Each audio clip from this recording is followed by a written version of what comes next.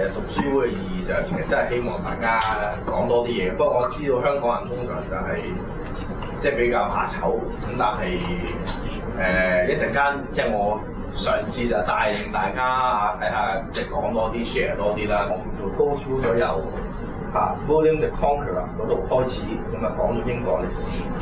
咁其實搶香港翻嚟都唔係英皇，都唔係英皇㗎。United Kingdom 咧就係個政治經濟現代政治經濟嘅 legal name 呢個國家係 Great Britain， 大不列顛係咪佢哋自己信心爆棚啊？叫自己大啊？有冇其他嘅原因叫做 Great Britain？ 即係話梗係所謂 British pride 令到佢哋自己咁樣稱呼咧？英國嘅文化同種族或者佢嘅血緣關係咧，都相當複雜嘅。當時佢打贏咗鴉片戰爭咧，就北京咧當時係俾兩個地方，一個就香港，一個咧就係而家叫做寧德嘅事。呢套戲裏邊咧，你見到大英帝國嗰個版圖咧，其實基本上好似每一個殖民嚟嘅。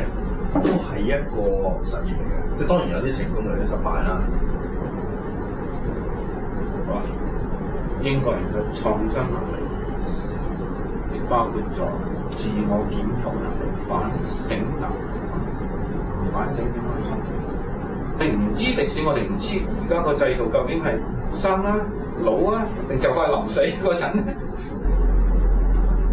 邊個製造成個市場經濟啊？現代㗎？英國喺歐洲從來都冇做過number one，亦永遠大約唔會做number one喺香港發展。好多人就以為咁多既得利益冇理由破咗佢㗎，自動去放棄呢種 free access 啊嘛。所以話大家即係嗰啲睇法咧，就係低估咗英國人嘅決心同埋勇氣。起身係需要決心同勇氣，因為你打破咗舊嘅秩序，佢都 join 咗 EU 30年，創新係需要勇氣嘅。如果佢哋再起咧，勢必要經過一個痛苦期。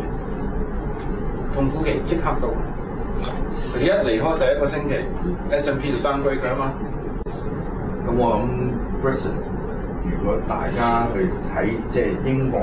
真係會發揮作用嘅，其中一個就係睇下係歐盟令佢變啦，係佢令歐盟變。